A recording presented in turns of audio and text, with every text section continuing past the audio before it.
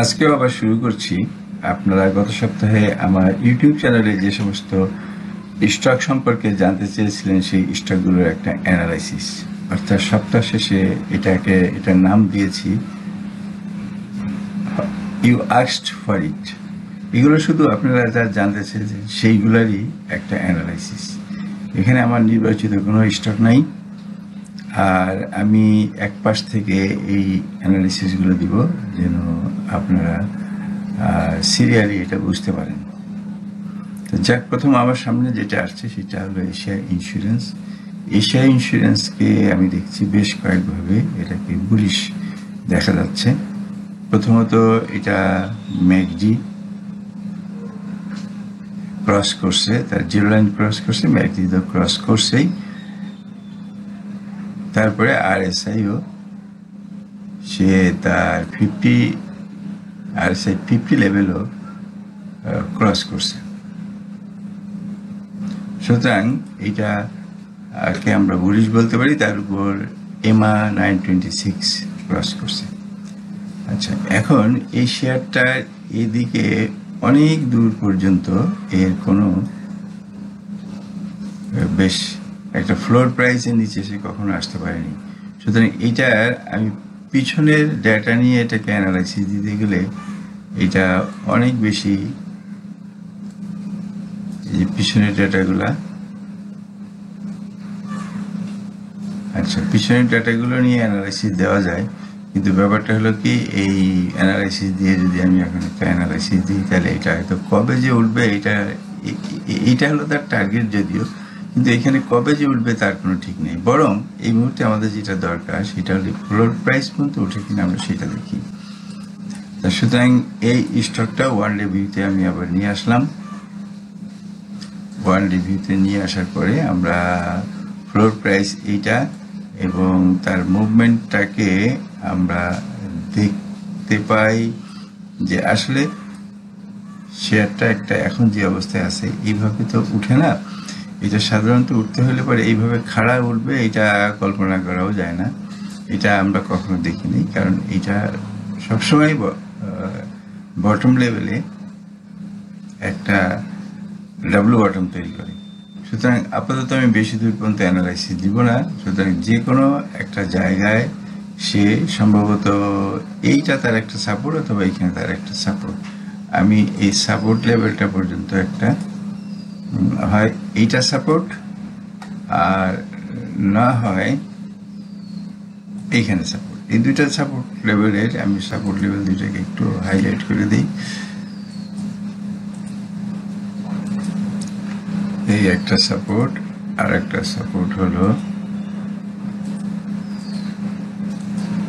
এই দুটো সাপোর্টে যে কোনো একটা জায়গায় থামতে পারে। এখন সবচেয়ে বেশি থামার জন্য সবচেয়ে বেশি প্রবাবিলিটি কোথায়, আগে বোলিঙ্গার ব্যান্ডে আঁকি। সুতরাং আমরা বোলিঙ্গার ব্যান্ডে মিড বোলিঙ্গার ব্যান্ড যেটা, আমরা এটা নামতে নামতে এটা এক্সটেনশন করবে, অর্থাৎ কিনা এই প্রাইসটা এই দুইটার মাঝখানে, এই দুইটা রেখার মাঝখানে কোনো একটা জায়গায় এই প্রাইসটা নেমে সে আবার আপার বোলিংয়ের ব্যান্ড, অর্থাৎ মিড বোলিংয়ের ব্যান্ড থেকে আপার বোলিংয়ের ব্যান্ডে চলে যেতে পারে। এবার আসি আমরা দ্বিতীয় স্টক যেটা আপনারা দিয়েছেন সেটা হলো বিডি থাই একটা অ্যানালাইসিস দিয়েছি আমি, সেটা আমার ইউটিউব চ্যানেলে দেখতে পারেন। সুতরাং এখানে আমি শুধু আগের থেকে করা ছিল যেটা আমি সেটাই এখানে দেখাচ্ছি। এটা সম্ভবত 127% হবে, কিন্তু ভুলবশত অন্য হয়ে গেছে। যা হোক, এই হলো 127% না, সরি আমার ভুল হলো। আসলে তার যাওয়ার কথা হলো এখানে একটা চ্যানেল, সুতরাং চ্যানেলের ডিস্টেন্স পর্যন্ত, অর্থাৎ এই মাথায় এখানে হলো 48.00 এই পর্যন্ত তার যাওয়ার কথা। আর এই যে ফাইভো লেভেলগুলো দেখছেন, এই ফাইভো লেভেলগুলো হলো তার সাপোর্ট এবং রেজিস্ট্যান্স। আপনারা দেখে নিন, আমি এখানে কথা বাড়িয়ে অযথা ভিডিওটাকে লেন্দি করতে চাচ্ছি না। এখানে সব লেভেলগুলো আছে। মোটা লেভেলগুলো হলো 38.2 আর 61.8 আর 100%। আর এইখানে এখন যেখানে থামতে পারে সেখানে হলো বোলিঙ্গার ব্যান্ডের মিড বোলিঙ্গার ব্যান্ডে টাচ করে হয়তো বা সে উপরে উঠে যাবে। এবার পরবর্তী পরবর্তীটায় আসি। পরবর্তীটা হলো কন্টিনেন্টাল ইন্স্যুরেন্স। আমি এটাকে একটু উইকলি চার্টে দেখি।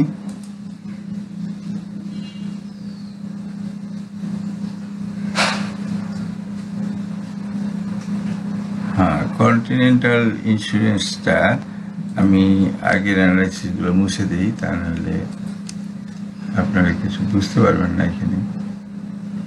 কন্টিনেন্টাল ইন্স্যুরেন্স, ওকে।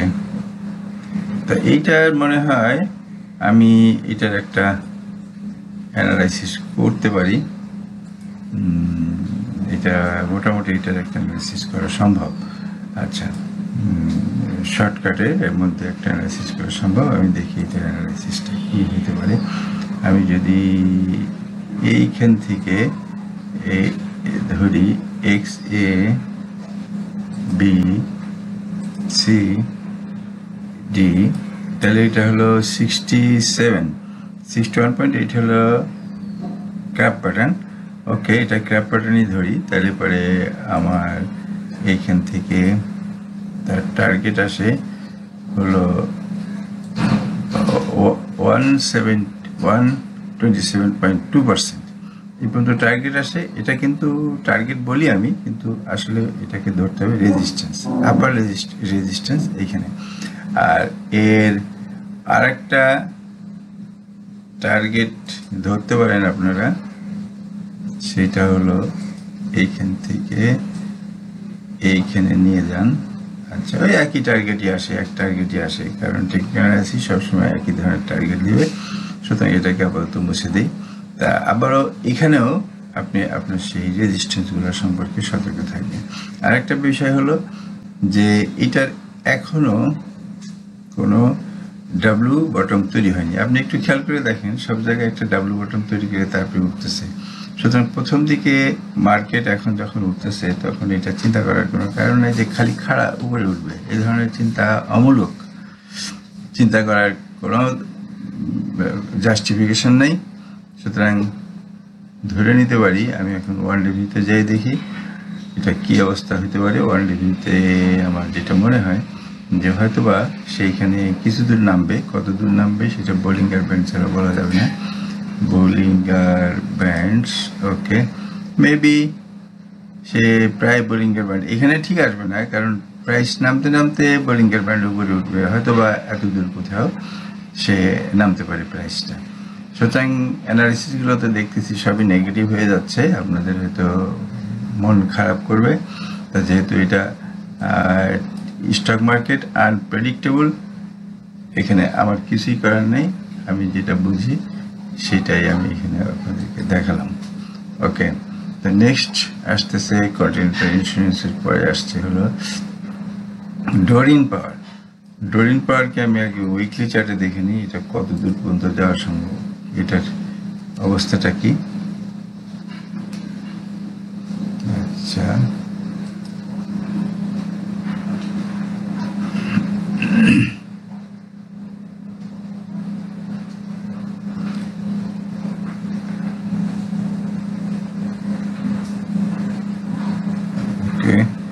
আমি এখানে ডোরিন পাওয়ারের সম্পূর্ণ অ্যানালাইসিস করতে পারবো না, কারণ এইটার প্যাটার্নটা অনেক দূর থেকে আসছে। আমরা শর্টকাট করে কিছুদিন পর পর, কিছুদিন পর পর এবং কিছু দূর পর পর এর অ্যানালাইসিসটা আমাদের করতে হবে। এখন আমরা যেটা দেখতে পারি যে এটা তার ফ্লোর প্রাইস পর্যন্ত উঠবে কিনা, আমরা এই জিনিসটাই আগে দেখি।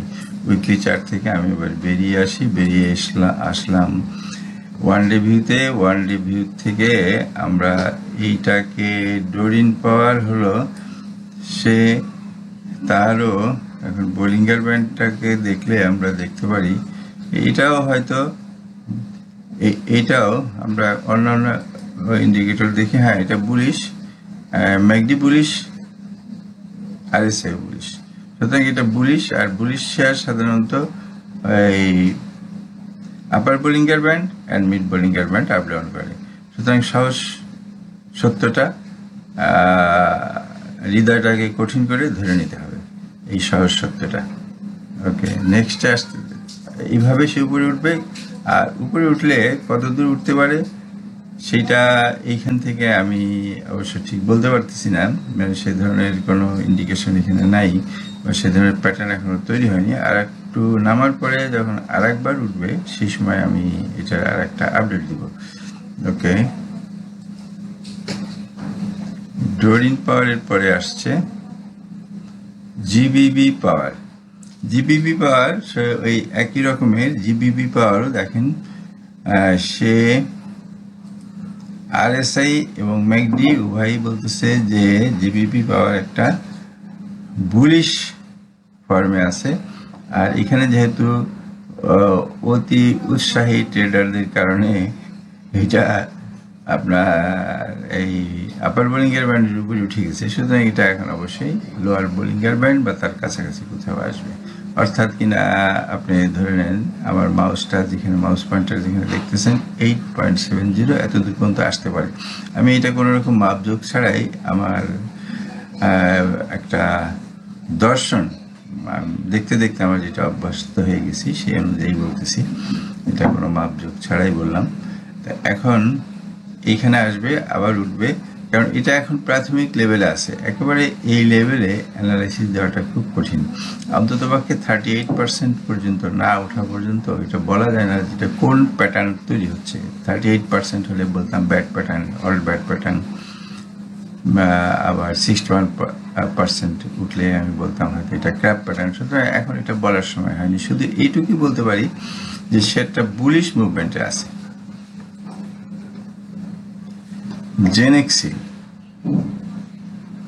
জেনেক্সিলও দেখেন সব একই অবস্থা, সব অধিকাংশ শেয়ারই তার বটম লেভেল থেকে উপরে উঠতে শুরু করছে যখনই। আর এটা এখন আমরা কনফার্ম হব যখনই এই প্রাইসগুলো কারেকশন হয়ে মিড বোলিংয়ের ব্যান্ড থেকে আবার ফিরে যাবে। এটা হলো আরএসআই 50 লাইনের উপরে আছে আরএসআই। আবার এদিকে ম্যাকডি লাইনও, ম্যাকডি এখানে ক্রস করছে, এখানে বুলিশ, আর এখানে জিরো, ম্যাকডি হিস্টোগ্রাম জিরো লাইনে ক্রস করছে, এখানেও বুলিশ। সুতরাং এটা বুলিশ আমরা ধরে নিতে পারি। এবং এরপরে এটা উঠুক, এটা উঠা শুরু করুক, তারপরে আমি দেখব অ্যানালাইসিস দিব। তবে এইটার একটা অ্যানালাইসিস করছিলাম বলে মনে হয়, আমি এটা দেখি 1 উইক চার্টে এটা কি অবস্থায় আছে। এটার একটা আচ্ছা 1 উইক চার্টে জেনেক্সিল না, এটা তেমন কোনো অ্যানালাইসিস এখানে করা নাই। আচ্ছা, জেনেক্সিলের তেমন কোনো অ্যানালাইসিস করা নেই, সুতরাং আমি আবার ফিরে যাচ্ছি সেখানেই। একে উঠতে দেন, কিছুদূর উঠার পরে 38% যাওয়ার পরে এই দেখেন এখানে একটা রেজিস্ট্যান্স, তাই না? এই রেজিস্ট্যান্সটা সে ব্রেক করছে, মানে এই রেজিস্ট্যান্সটা সে আঘাত পেয়েছে। আবার এখানে রেজিস্ট্যান্স দেখবেন যখন বোলিংয়ের মিড বোলিংয়ের ব্যান্ডে টাচ করবে, এটা আর একটা ধরেন মিড বোলিংয়ের ব্যান্ডও উপরে উঠবে, প্রাইসও নিচে নামবে। সুতরাং এই ধরেন 50.50 তার সাপোর্ট লেভেল। নেক্সটে আসছে হলো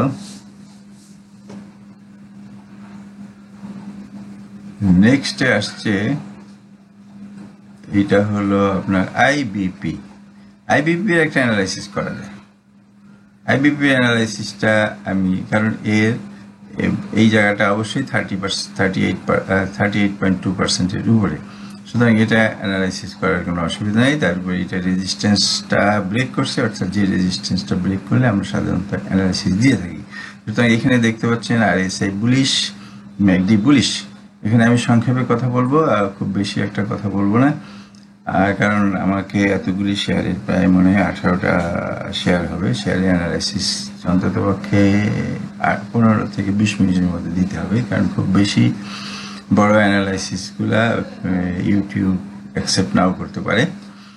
আচ্ছা, সুতরাং এইখানে আমি এটাকে মাপলাম। ওকে, সুতরাং আমি এইখান থেকে দেখি এটাই হবে। এইটার হলো এক্স এ বি সি। আচ্ছা, বি পয়েন্ট হয়েছে 54। বি 54 মানে হলো 50 হলে ব্যাট প্যাটার্ন হতে পারে। একটা হলো আমি এটা মনে হয় রাশি দিছি ব্যাট প্যাটার্ন হলো দেখেন এটা 886 881 885 ধরেন, কারণ অত সূক্ষ্ম মাপতে গেলে আমার টাইম নষ্ট, আপনাদের টাইম নষ্ট। আমার টাইমের বড় কথা না, আমি হয়তো 10 মিনিটে এটা ঠিক করে ফেলতে পারতাম, কিন্তু আমি এখন ওইটার দিকে যাব না। এখন একটু সময় নষ্ট করে সুন্দর করে দিলাম। এখন 88, আবার 886 হয়ে গেল 889, আচ্ছা 884 ধরে নেন, 884, কিন্তু এখানে কিন্তু আসলে হবে 886। আচ্ছা, যদি এইটা ক্র্যাব প্যাটার্ন হয়, এটা কিন্তু ব্যাট প্যাটার্ন। আমি এটা লিখেও দিইনি, না লিখে দেওয়াতেও একটা সমস্যা আছে, অনেকে হয়তো বুঝতে পারবে না, অনেকের জন্য দরকার এটা কোন প্যাটার্ন, যারা বেশিরভাগই আমার শিক্ষার্থী আমার এখানে, সুতরাং প্যাটার্নের নাম উল্লেখ করা খুবই জরুরি ছিল, কিন্তু এখন সেটা পারছি না। আচ্ছা, এখন এটা যদি এক্সটেন্ড করে, অর্থাৎ কিনা আরো বেশি দূরে পর্যন্ত যেতে চায়, যদি সে এক্সটেন্ড করে, অর্থাৎ কিনা ব্যাটের বাইরেও যদি তার সে যেতে চায়, তাহলে পরে 160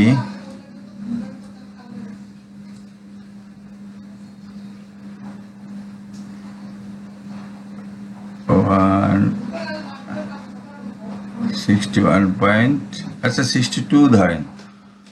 এই যে সামান্য 1 পয়েন্ট 2 পয়েন্টের জন্য কিছু যায় আসে না, আর এটার জন্য আমার অযথা সময় নষ্ট হচ্ছে। 1.62 1.62 ইজ ইকুয়াল টু আপনার 24 টাকা 70 পয়সা। 24 টাকা 70 পয়সা পর্যন্ত সে ম্যাক্সিমাম যেতে পারে। তা আমরা আগে মিনিমামটা এখানে হিসাব করি, আমাদের আসলে অ্যাগ্রেসিভ হিসাব নিকাশ না করে আমরা এইখানে আমরা মিনিমাম টার্গেট ধরি, এটা মিনিমাম টার্গেট। আচ্ছা, এইটার এখন কি অবস্থা হবে, এই জায়গাটা যে পড়তেছে, এটা ওই যে আগে বললাম যে মিড বোলিঙ্গার ব্যান্ড পর্যন্ত নেমে আবার উঠবে, অর্থাৎ কিনা এখন মার্কেটের প্রতিটা শেয়ারই মিড বোলিঙ্গার কারেকশনে আছে, যার জন্য আপনারা দেখছেন যে ইন্ডেক্সও কারেকশনে। এরা যখন মিড বোলিঙ্গার ব্যান্ড টাচ করবে, ইন্ডেক্সও তখন মিড বোলিঙ্গার ব্যান্ড থেকে ইন্ডেক্সও তখন আবার উঠতে শুরু করবে। সুতরাং কয়েকদিনের জন্য মার্কেটটা একটা কারেকশন হতে দেন, কারণ একটানা বাড়াটা যেমন ঠিক না, এবং একটানা বাড়লে একেবারে টোটালি ড্রপ করে যাবে মার্কেট, অর্থাৎ কিনা আর হয়তো দেখা যাবে যে 3 মাসের মধ্যে আর উঠতে পারতেছে না। সুতরাং অল্প অল্প করে উঠুক, অল্প অল্প করে পড়ুক। ওকে, নেক্সট ডে আইবিপিপি পরে আসতেছে।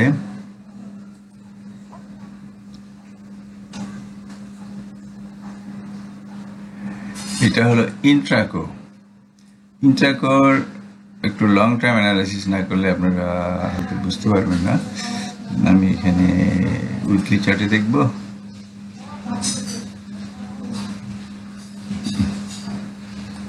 এটা উইকলি চার্টেও দেখা ঠিক হচ্ছে না, আমার মনে হয় 3 ডেজ ভিউতে দেখি। 3 ডেজ ভিউতে আমি এইগুলা উঠাই দিই, পুরনো অ্যানালাইসিস, মানে আগে অ্যানালাইসিস যেগুলা মার্কেট খারাপ থাকার জন্য কাজ করে নাই।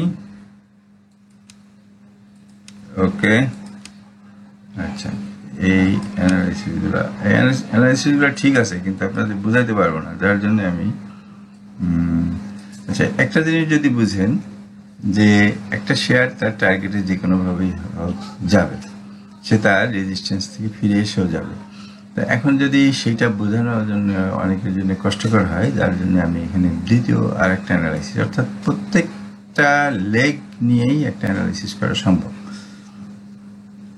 এখানে আমি একটা অ্যানালাইসিস করি, এই ধরেন এটা হলো এক্স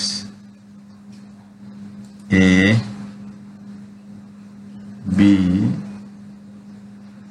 সি, আচ্ছা এটা হলো 64.3, আর এটা হলো প্যাটার্ন হয়ে যাচ্ছে সাইফার প্যাটার্ন। আমি সাইফার প্যাটার্ন ধরি, সাইফার প্যাটার্ন সম্ভবত 786, আমি 79 ধরলাম, কারণ আমি অত সূক্ষ্ম হিসাবটা নিতে পারতেছি না। আচ্ছা, এইটা হলো একটা প্যাটার্ন, আর একটা জিনিস যে তার রেজিস্ট্যান্স এখানে, সুতরাং আমরা এটাকে ধরলাম ঠিকই মিনিমাম টার্গেট এটা, আর এইখান থেকে আমার মনে হয় এটার থেকে বেশি যাবে, কারণ এই প্যাটার্নটার টার্গেটের থেকে বেশি। সুতরাং আসলে সে এই প্যাটার্নটার যে টার্গেট, এখন সে সেই টার্গেটে যাওয়ার চেষ্টা করতেছে। আমি হয়তো একটু ভেঙে অন্যভাবে বলার চেষ্টা করতেছি আপনাদের সুবিধার জন্য। এখন এইটা যদি 113%, 113%, এই হলো 113%। যদি 32 বলছে, আপনারা ধরে নেন যে এটা 113%। 113% হলে পরে সে 57.5। আচ্ছা, মাঝে মাঝে আমার এই পয়েন্টগুলোকে টাকার অঙ্কে কারেন্সিতে বলাটা হয়তো মিস হয়ে যাচ্ছে। অনেকে আমার কাছে জানতে চান, আমি সেটা আমার মাথার মধ্যে রাখছি যে প্রতিটা মুহূর্তে আমি এই সাপোর্ট এবং রেজিস্ট্যান্সগুলো সম্পর্কে আপনাদেরকে ঠিকমতো জানাবো আর কি, এই সাপোর্ট রেজিস্ট্যান্সগুলো। এবং এইখানে হয়তো আমার একটু তাড়াহুড়া করার জন্য সাপোর্ট রেজিস্ট্যান্স সম্পর্কে জানাতে পারছি না। আচ্ছা, এখন এটার রেজিস্ট্যান্স লেভেলগুলা কি হবে? রেজিস্ট্যান্স লেভেলগুলা আমার এইখান থেকে সম্ভবত, হ্যাঁ এইখান থেকে। আচ্ছা, একটা রেজিস্ট্যান্স লেভেল 38.2, এইখানে সে রেজিস্ট্যান্সে আটকা পড়েই গেছে। আচ্ছা, এখানে আটকা পড়ে গেলেও সে তার মিড বোলিংয়ের ব্যান্ডে আসবে, অর্থাৎ কিনা আসবে খানিক দূরে এসে, এইখান থেকে এসে আবার ব্যাক করবে। ওকে, দ্বিতীয় 61.8, এটাও একটা দেখেন, এটা যাতে synchronise, every resistance is synchronised with the 5।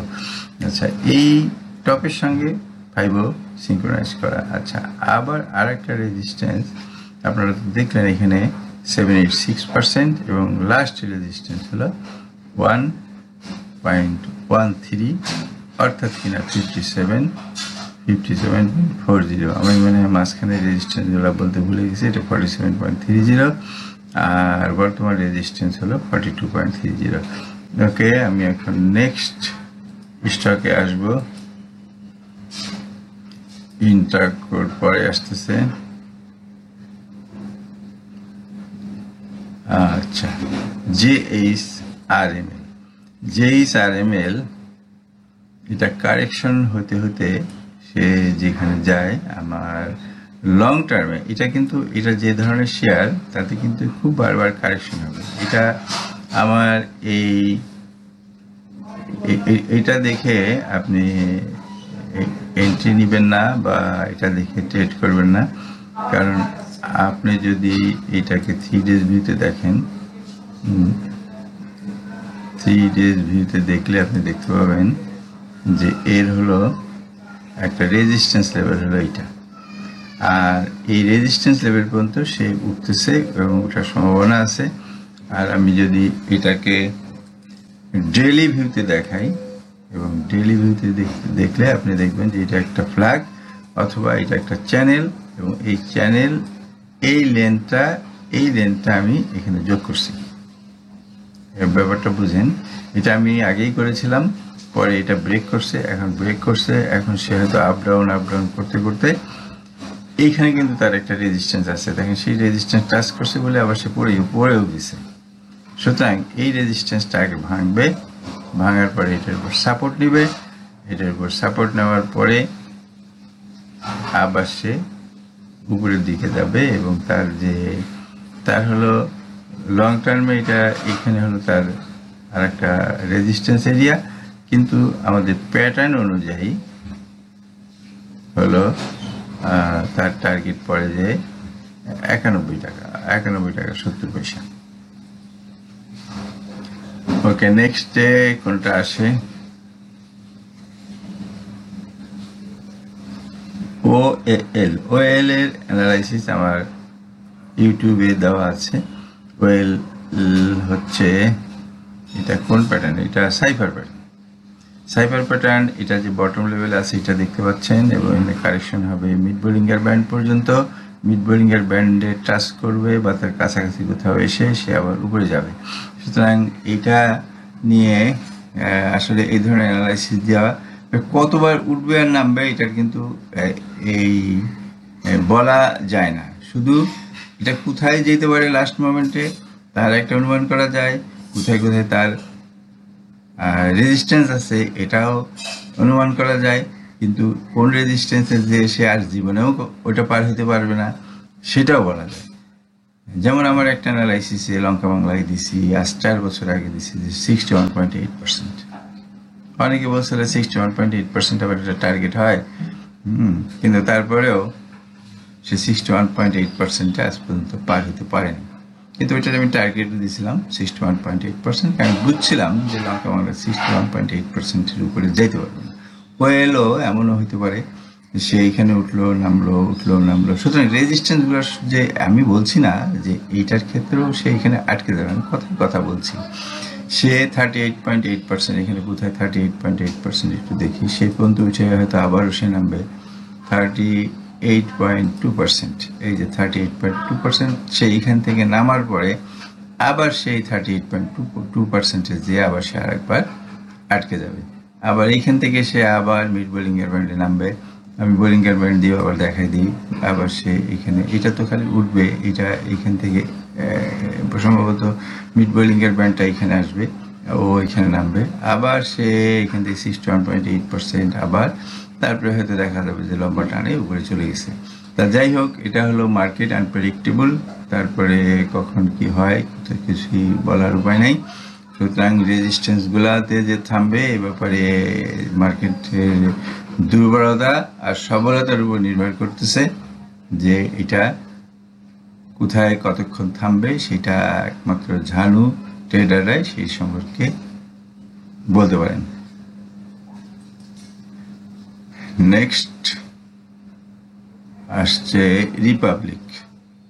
আচ্ছা, রিপাবলিক শেয়ারটা আসলে কি, এরা সবই তো এখন বটম লেভেলে আছে, এইগুলা সম্পর্কে আমার এটা আগের অ্যানালাইসিস করা নাই। এটা আগের মানে কি বহুত আগের অ্যানালাইসিস, যা আমি এখন একটু তারপরে আমি দেখি 1 উইক চার্টে দেখি।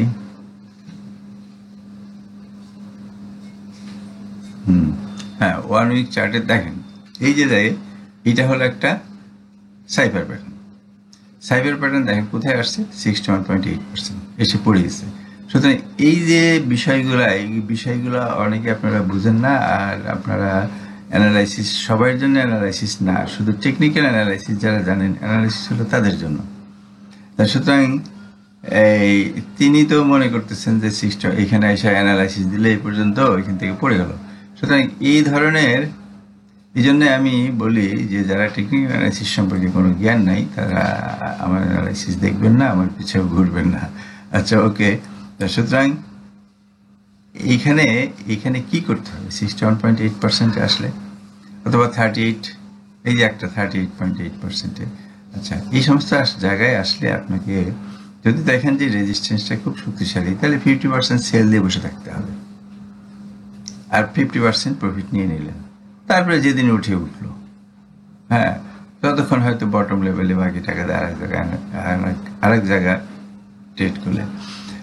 এখন এই শেয়ারটা কিন্তু সেই ওই একই টার্গেটে যাবে, তার জন্য সে 61.8%। ইভেন এখন আবার আমরা আরেকটা অ্যানালাইসিসও করতে পারি, হয়তো বা দেখা যাবে যে এর থেকে বেশি সে যাবে। এটা হলো 61.8%। আমি আর ওইটা করে মানে আর এটাকে দীর্ঘায়িত করতে চাচ্ছি না। আমি ওই অ্যানালাইসিসটা যদি এখন করি তাহলে দেখা যাবে যে এর থেকে বেশি যাচ্ছে, অর্থাৎ কিনা আমি প্যাটার্ন আঁকবো না, আমার হিসাব মতো আমি হলো 161.8% তার যাওয়ার কথা। সে এখন যদি ওঠে, কারণ এই জায়গাটা 61.8, এই জায়গাটা যদি 61.8 হয় দেন তাহলে তার উঠবে হলো, আমি এইখান থেকেই নিলাম, উঠবে হলো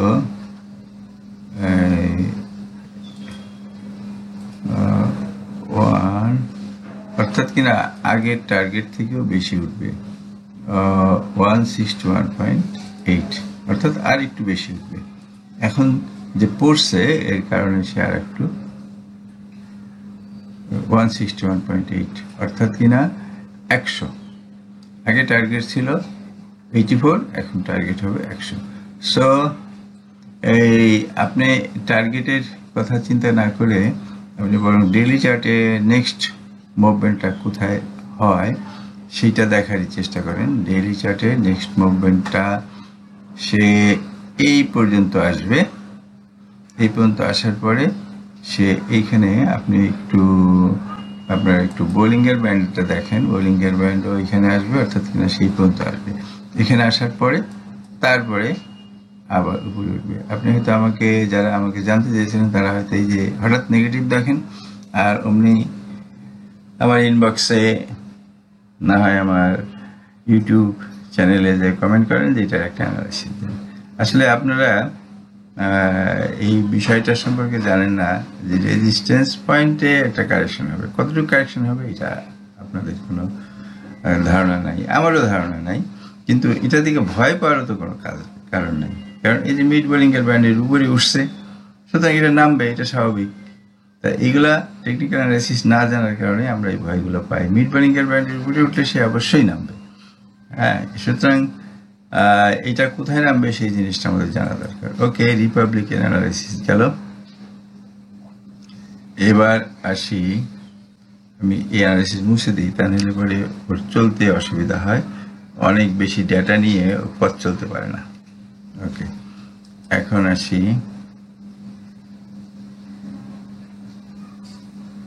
সি পার্লের। আসলেই আমি এই ব্যাপারটা আমি নিজেও খুব দুঃখিত, কারণ সাধারণত যা হয় বোলিঙ্গার ব্যান্ডের বাইরেই সে চলে গেছে, হঠাৎ করে সে এটা হয়ে গেল কেন?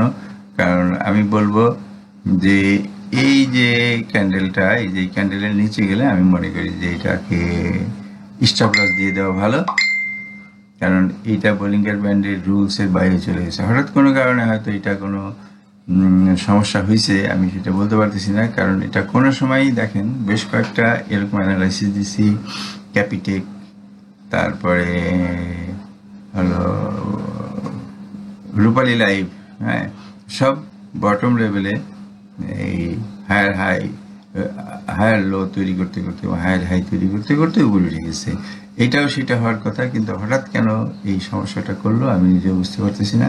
সুতরাং এখনও সে তার সাপোর্ট লেভেলে আসে নাই। তার সাপোর্ট লেভেল হলো এই যে আমার এখানে নিচে একটা রেখা আঁকা আছে, 86 নাকি, এটা কত বলবো, এটা হলো 85.50। সুতরাং আমি বলবো যে 85.50 পর্যন্ত আসলে শেষ পর্যন্ত দেখবেন, দিনের শেষ পর্যন্ত যদি দেখেন যে নিচে নেমে যাচ্ছে, দেন আমি মনে করি যে এখান থেকে স্টপ লস দিয়ে দেওয়াই উত্তম। আচ্ছা, ওকে, নেক্সট সি পার্ল। তবে আমার এখনো বিশ্বাস যে শেয়ারটা আবারও উপরে যাবে, উপরে যাওয়ার যথেষ্ট সম্ভাবনা আছে। এবং ওকে, এটা পরে দেখব। সি পার্লের পরে আসছে হলো এসকে ট্রিমস। এসকে ট্রিমসে এটা অ্যানালাইসিস, যদিও এটা অনেকটা খারাপ হয়ে গেছে, এটা মেবি এটা পড়ার পরে এই বটনটা এখানে সরাই আনতে হবে। এটা বেশ পড়বে, এটা আমি বুঝতে পারতেছি যে শেয়ারটা এইখান থেকে প্রাইসটা এখানে পড়ে একটা ডবল বটম টাইপ করবে, এখনো ডবল বটম করতে পারেনি। তাই আমি আগে টার্গেট ঠিক আছে, আগে অ্যানালাইসিস দিছি, টার্গেট এটা ঠিক থাকবে এবং সেইখানে যেখানেই পড়ুক টার্গেট ঠিক থাকবে। সুতরাং এখানে পড়ুক মানে কি, এখানে একটা ডবল বটম টাইপের কিছু একটা করবে, যেমন দেখেন এখানে একটা ডবল বটম হয়েছে, তাই না? আমি তো ইচ্ছা করলে এখানে অ্যানালাইসিস দিতে পারি, হয়তো দিছিলামও, তারপরে আবার দেখেন এইখানেও ডবল বটম টাইপ হয়েছে। আচ্ছা, এখানে কিছু একটা ভুল আছে সম্ভবত। ওকে, তা এখন এইখানে আর একটু নিচে নামতে পারে শেষ কি ট্রিমসটা, এখানে নামার পরে তারপরে কিন্তু অ্যানালাইসিস ঠিক থাকবে।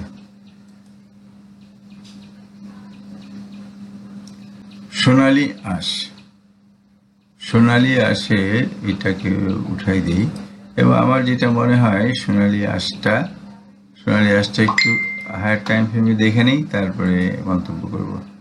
সোনালী আঁশ এত স্লো আমার নেট স্লো না, আসলে আমার এই কোম্পানিটাই স্লো। কোম্পানিটা সবসময়ই আমার হলো ভেরি হাই স্পিড ইন্টারনেট, আমাকে মাসে 1000 টাকা করে দিতে হয়, তারপরেও একটা শেয়ারকে আনতে গেলে সে বহুক্ষণ যাবৎ অপেক্ষা করে।